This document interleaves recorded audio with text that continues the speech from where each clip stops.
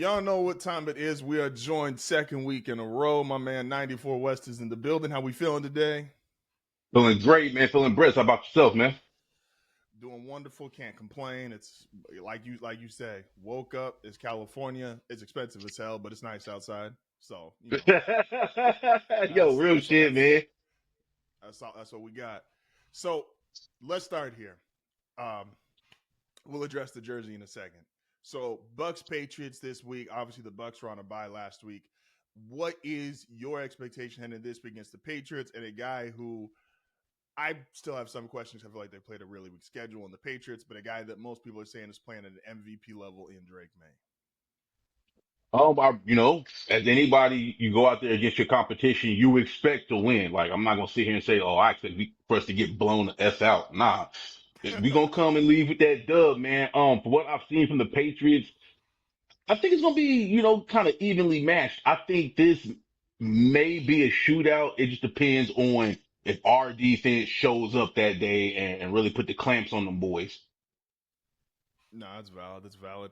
Are you, because this is going to be the first game, like first full game without Mike Evans, are you worried about the offense at all? Is Tristan Wirfs supposed to be back? Oh, he's already back. He's good to go, man. Okay. So just no, so Mike Evans would be the one injury this week? That's probably going to be the healthiest Oh, y'all have been then. yeah, man. Like we got a few injuries to us, man. We got Mike Evans is out. Kalijah Kancey is out. Cody Malk is out. Um, we got a couple other people on defense, man. But as far as Mike Evans being out, man, nah, I'm not concerned at all, man. We got talented receiver core that's out here making noise, man. It's really coming down to can our O line, stand up enough time just to give Baker Mayfield, time to throw the ball and do what we need to do. That's kind of our Achilles heels for this season, I would say. Okay, valid, valid. So excluding your own team, when you look around the NFL, we all got teams like that, not necessarily that we root for, but we fuck with for that season. We might like what a handful of players are doing. What team has surprised you the most in a positive way this season, excluding your own team? Oh, that's a good question. I'm going to go with the Colts because the last few years, man, like they've been good. They've been like I think like a 500 team. A couple of years before that, they was just all terrible. But for them to sign Daniel Jones, who we all thought was a buster, thought he was a bust, man. Like can't nobody lie and think, yo, we thought Jones was gonna be the man. But for him to go to Indiana and they really gelling and rocking and rolling 7-2, strong lead in their division, like yo, who saw that coming, man? So shout outs to Indy, man, for making it work this year. Do you think so? On the topic of Indianapolis, because I've been somebody out of my power rankings, I have them as I think they're a great team. I don't think they're an excellent team because I still have in the back of my mind, I'm like playoffs come around, and I don't think it should only be a playoff thing, but like I'm nervous as hell if Daniel Jones is my starting quarterback. And I'm a Broncos fan. I've been on the record. I'm like, I think Bo Nix is good. I'm not saying that he's great or elite or no shit like that. I'm like, he's just good. Daniel Jones, I've seen just be awful. Do you trust the Colts if the playoffs started tomorrow and they got to go play whoever it is, Pittsburgh, Denver, New England? Would you trust Daniel Jones in a playoff game? From what I've seen, yeah.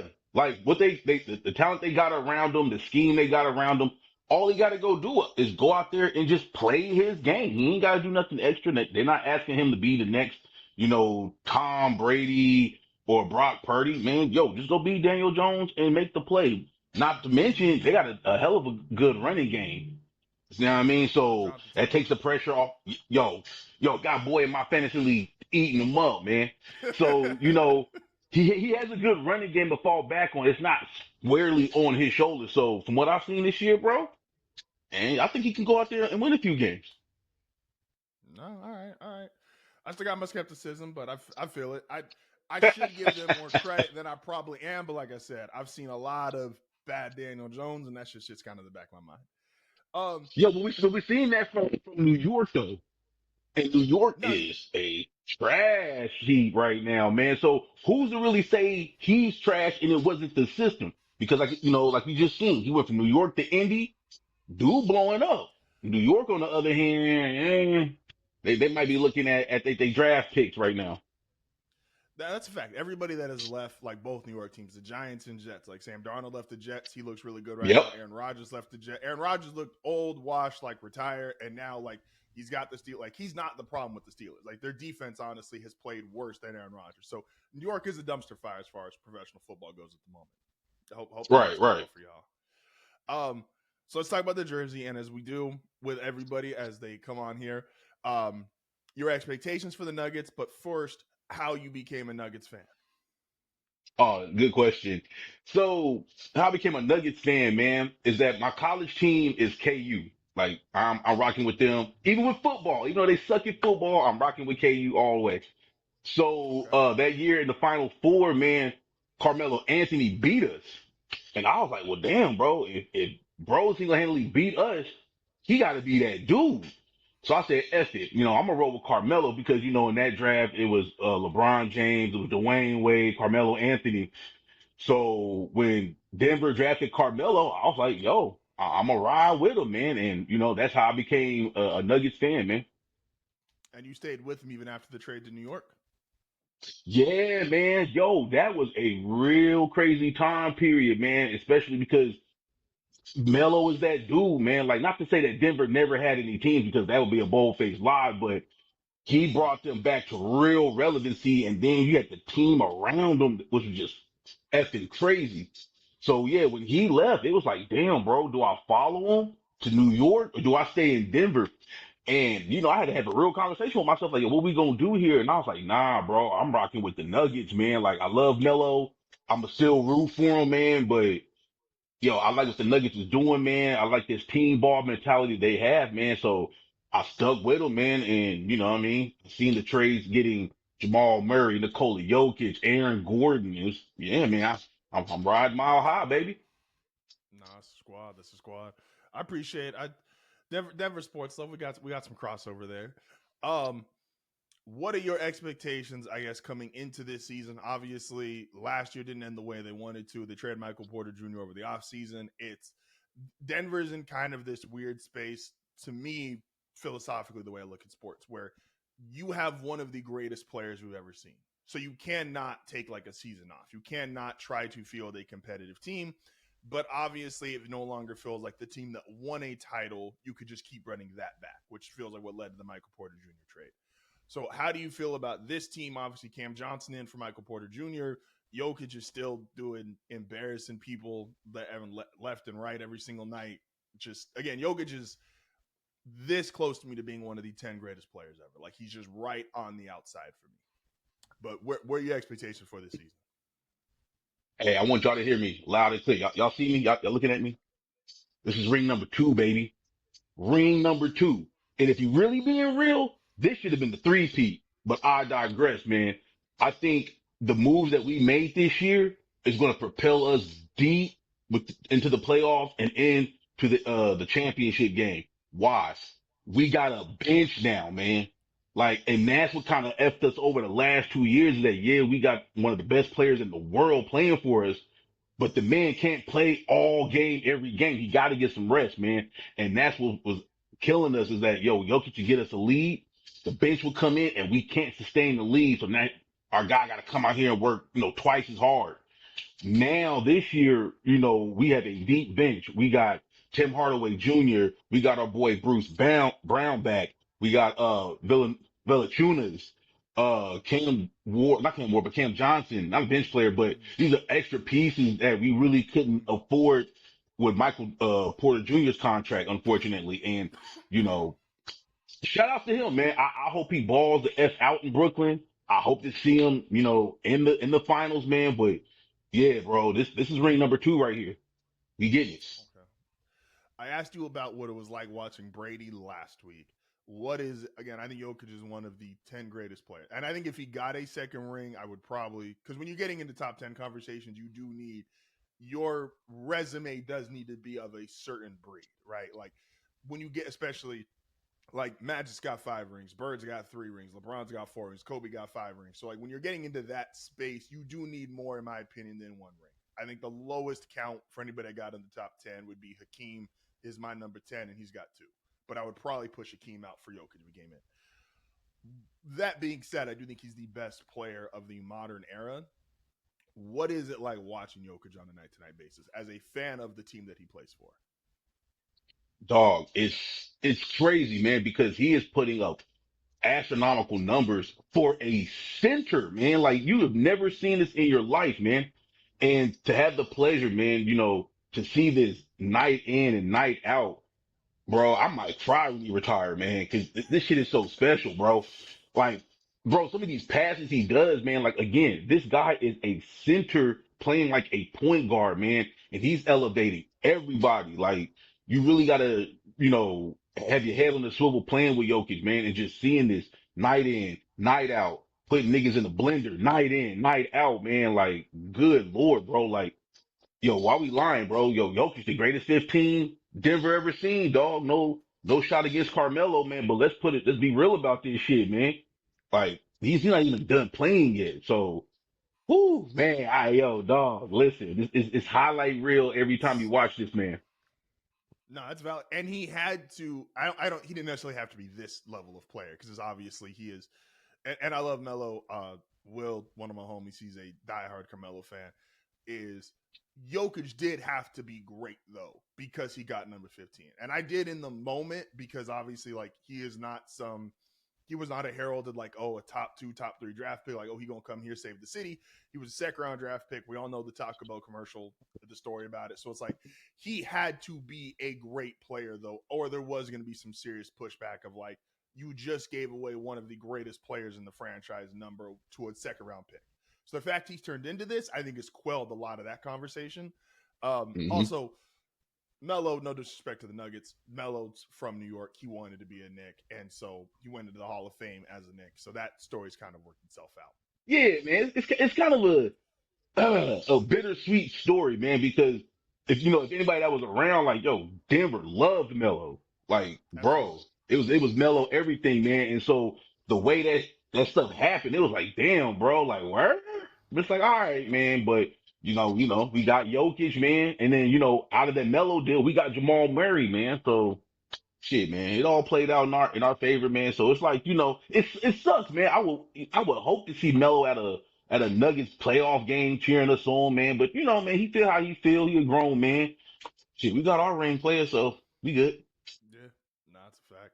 And too, that's one of like the all time like sometimes you get like these handful of teams in like all sports where it's like, yo, that's just a black ass team. And like the culture like revolves around them. If you remember like that first great Ravens team with Lamar, like it was Lamar, Mark Ingram, what's my man's name? That's just the corner for the Rams and the Ravens. Marcus Peters. Yeah, there we Um, go. it was just a black ass team, and it was like they were so fun. Even if you weren't a fan of the Ravens, it was kind of like, hey, y'all fuck with these guys, like come. And they lost to Right. the Titans, which is heartbreaking. That when Melo and AI were both on the Nuggets with braids, that's one of like the all time culture teams, bro. Like it was Allen Oh Iverson, man. who's a cultural legend, one of the most influential basketball players ever. Like niggas love AI and niggas loved Melo, and they was Right. both there. Like they didn't win shit together, but it was like, man, that was everybody was Nuggets fans for those couple of years. Dog. Hey, yo, Um, listen, I remember when we got the trade for AI. That shit was, I didn't believe it. I was like, yo, no way we got AI. I had to go look it up. I was like, yo, we really got him? I was like, oh yeah, that's ring right there. And the fact that we didn't get one, oh, that make me salty, dog. Cause like I said, Denver, when we had Carmelo, we had legit effing teams, man. We had oh yeah, Marcus Camby, Kenyon Martin, like AI, like, come on, man. There was no way, we should have got that ring. I know we ran into Kobe in '09. But I yo, was about to Kobe say unleashed the that's mind blow on us. I seen it. I seen his face change. I was like, oh shit, bro. Here we go, man. So, what I mean? I can't be mad about that one. It's Kobe, dog. I was to say it's, But we got I close, love man. Melo. So, Yeah, love Melo, love AI, but it's like, and they both great. They both Hall of Famers, to the greatest ever. But it's like when you see that, it's kind of like Jokic is now. Is like you see other great players in the league. Like Giannis is an all-time great player. Luka's probably going to be an all-time great player when it's all said and done. SGA, but it's like you still see the difference in like Jokic and the guy we're about to talk about here in a second. Kind of, well, I put Jokic and Giannis to me feel like they're still on a level by themselves, and there's everybody else. And back then it was like Melo was great, AI was great, but it was like Kobe and Braun were playing a different game than everybody else was. Like everybody else was playing Yo, like real. human basketball. Them niggas was like playing space shit. Speaking of space, Yo, for real. there's currently, and I know you said this is ring number 2, but I'm curious if this gives you any pause to it. I don't think the Spurs as a team are contender level yet. I also can't deny that when I'm watching a 7'5" alien block people 3 times on one possession, dribble the ball up, do a crossover, step back 3, and go, oh, well, that's the greatest thing I've ever seen, and I don't actually know if there's a way to defend or do anything with that. Okay, maybe they can win a title. Wembayama, like your experience just watching him in this short amount of time we've gotten to see him, and does that give you any concern of like if the Nuggets had to play the Spurs in a 7-game series and that alien is lacing it up 5-6 games? Well, first though, shout out to him, man. This dude is a walking 2K character. Nigga 7'5", pulling up on you, shooting threes, man. What the F is this, man? Come on, man. This is bananas, man. And at the same time, bro, you 7'5", and you got to think about today's NBA, the skill sets that you have to have. Like, Mm-hmm. like you got to be a shooter now. All positions got to be able to shoot. I think you kind of should be dominating. Like you should be doing what he's doing. I think so. Given the fact that, he's been training in the off season, he's been training with, Akeem Olajuwon, Kevin Garnett. I think bro went to like a Buddhist temple a few years With the ago. Shaolin monks. Yeah, yeah, man. So yo, he really working to get his game up, man. So yeah, at that size, yeah, I do expect you to dominate. Now, are we scared of him? Hell no. Because I didn't see John Morant body this nigga multiple times. And I've seen, we seen KD body him. I seen Bron put him in a blender. So it's like, yo, yeah, he's big and he's good. I'm not gonna take that away from him. But this nigga is beatable. You know what I mean? And there's ways that you can do that. And if we, the Nuggets, got to see the Spurs best of 7, oh, we gonna get him. He gonna get his points. I ain't worried about him, but we gonna get the best of that team. So I ain't worried. No, that's valid. And now it depends. He was my wild card heading into the season because I wasn't even sure. You always have to worry about a frame that way. Like it's just injury concerns because we've never seen someone who's actually that tall, that frame. A, stay healthy, and B, like Yao was big as shit, but Yao was a pure back to the basket. He was just 7'6" and kind of dunking on you. Shaq was big as shit, but it was back to the basket. Somebody being Yeah. this agile, like my eyes don't even necessarily register what I'm watching sometimes, and I'm just like, because it does look funny, and it's like it's just because the human body again is not supposed to look like that and move like that the way he does. But if he's on his A+ game, like Jokic and Giannis have the best A+ games in the NBA right now, where if they go hmm crazy, they could get you 30+ points, they're getting you 13+ rebounds, and get you damn near 13+ assists. Like they are. Wembayama, his A+ game is potentially 30 points, 13+ rebounds, and 10 blocks, and Right. that's insane. And so I'm like, again, it's alien. He's just out here, but I like the Nuggets a lot. I would still have y'all probably right now as my. I think I had going into the season, I had y'all third. So I had the Rockets with KD. I really like their team. Obviously, the Van Fleet injury hurts a lot because they don't have a real point guard now. And the Thunder, as long as they're going to let Lou Dort play football, I don't know who the fuck's supposed to beat the Thunder. Man, OKC overrated, dog. They defense is just tackling niggas, dog. I I seen that, agree, man. but if they So gonna let what? him do it though, what you supposed to do? Like that's the Hey, problem. listen. The only reason why them boys beat us, we were injured, dog. Straight up, we were injured. I Had not been an injury, we'd have took them boys. Hey, that'd have been second ring. But yo, I give them OKC they props. Like yo, they gonna get you on the offensive side. Defensively, yo, keep your head on the swivel because these niggas playing football at that point. But that's I agree. I just say like I bitched about OKC playing football for 2 years, but niggas apparently don't care and the refs don't care. So I'm like, hands up. Like what y'all want me to do? Like y'all gonna let them do it? I guess I'd do it too. I'd be in the NBA now if they let me play tackle football. yeah, I Um, mean. So you got to beat that man, yo. You just got to just out hustle him, man. Just outscore him, man. Because like you got to think like they be doing some real foul shit, make you want to knock a nigga block off one time, man. So you got to keep your but cool, man, and just you got to fight through that, man. No, I would sign. What's my man's name? He used to do the black belt. James Johnson. They say he like a black belt. I'd sign him. I tell that nigga, yo, hip check the fuck out of Lou Dort. You don't got to score. Just hip check Lou Dort. Get the You got flagrant. Get out the game. man. Like, Use them. go use them. Hey. Nah, I appreciate you, bro. As always, don't forget you can check out 94 West. Go to his Twitter, his Instagram. Go check out what he's doing musically. And we're going to catch you next week, man. Appreciate you. Already, man. Y'all be easy out there, man. Peace out. I mean, if you want to be a part of one of the coolest, most unique communities, don't forget to like and subscribe.